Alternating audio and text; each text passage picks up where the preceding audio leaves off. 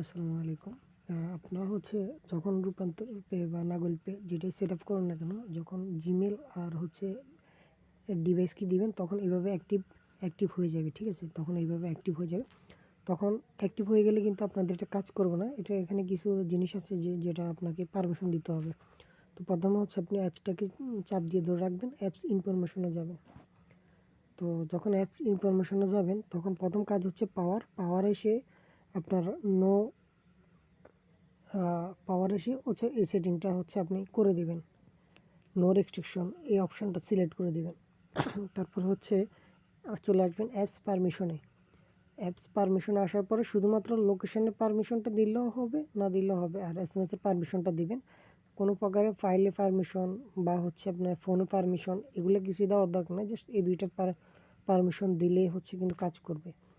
আর others পারমিশনের মধ্যে আপনি এগুলো একটু টিক চিহ্ন করে দিবেন, মানে আপনার হোম স্ক্রিন লক থাকলে এটা যাতে কাজ করে।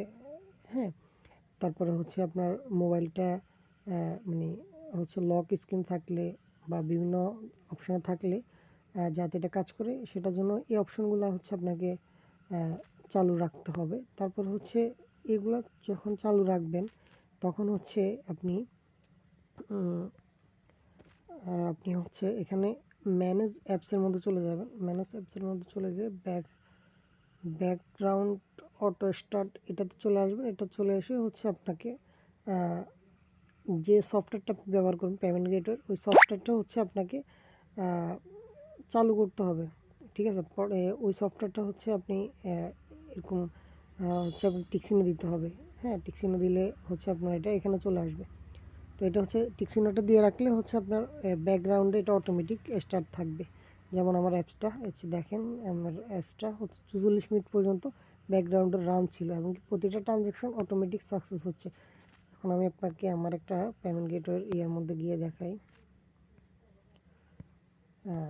এটা রূপান্তর পে নাগরিক দুইটার ক্ষেত্রে সেম জিনিসটা ব্যবহার হবে।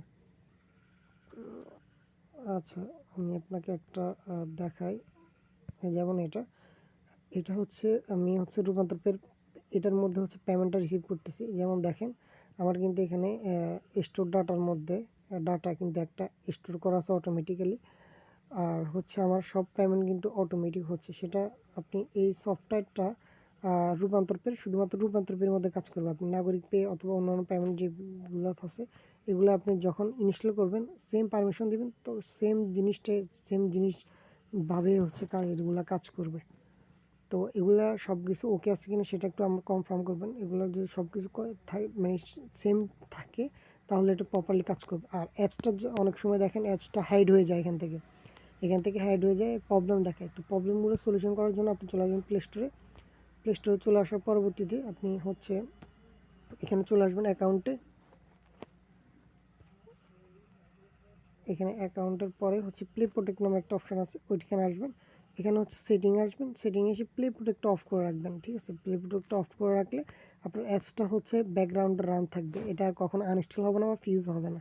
অনেক সময় হয় কি আপনার মেসেজ আসছে, তখন প্লে স্টোরে প্লে প্রোটেক্ট অপশানটা আপনার মেসেজটাকে মানে সফটওয়্যারটাকে ফিউজ করে দেয় যাতে ডাটাগুলো অন্য জায়গায় মানে মেসেজগুলো অন্য জায়গায় না পাঠাতে পারে। তো এটার জন্য সেটিং থেকে আপনাকে এটা ফিউজ করে রাখতে হবে। এগুলো করে রাখবেন। আর এই অ্যাপসটা এরকম দেখাচ্ছে, হার্মফুল দেখাচ্ছে আপনার ডাটাগুলা। এটা তো প্রথমত এই অ্যাপসটা প্লে স্টোরে পাবলিশড, এগুলা প্লে স্টোরে পাবলিশড হয় না। প্রথম কথা এটা। আর দ্বিতীয় কথা এগুলো প্লে স্টোরে পাবলিশ করার পরে কিছুদিন পরে এগুলো আবার রিমুভ করে দেয় প্লে স্টোর থেকে। আর এটা শুধুমাত্র এই অ্যাপসটা আপনার নাগরিকদের রূপান্তর। এই অ্যাপসগুলো আপনার শুধুমাত্র মেসেজের পারমিশন নেবে।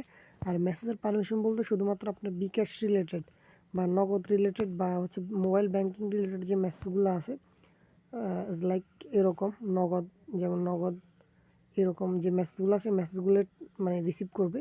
আর কোনো প্রকার ওটিপি বা কোনো কিছু আপনার স্টোর করবে না। তো আমাদের অ্যাপসটা আপনার কী রকম মানে কেমন কাজ করে বা কীরকম সেটা সম্বন্ধে অবগত আছেন। আর আমি আপনাকে স্টোর ডাটার মধ্যে আসলে আপনি এখানে দেখতে পারবেন এখানে আপনার কী ডাটাগুলো স্টোর হচ্ছে। হ্যাঁ, এখানে কী ডাটাগুলো স্টোর হচ্ছে সেগুলো আপনি এখানে দেখতে পারবেন।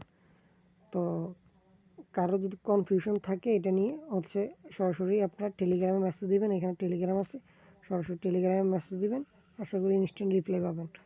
আর অনেক সময় হয় নামাজের টাইমে বা বিভিন্ন বিভিন্ন সময় হচ্ছে মেসেজ দিলে আমাদেরকে পাবেন না, কারণ হচ্ছে আমরা বিভিন্ন মানুষকে সাপোর্ট দেওয়া লাগে, বিভিন্ন হচ্ছে ঝামেলার মধ্যে থাকি। তো সবাই হচ্ছে এরকমভাবে হচ্ছে করে নেবেন আর কি।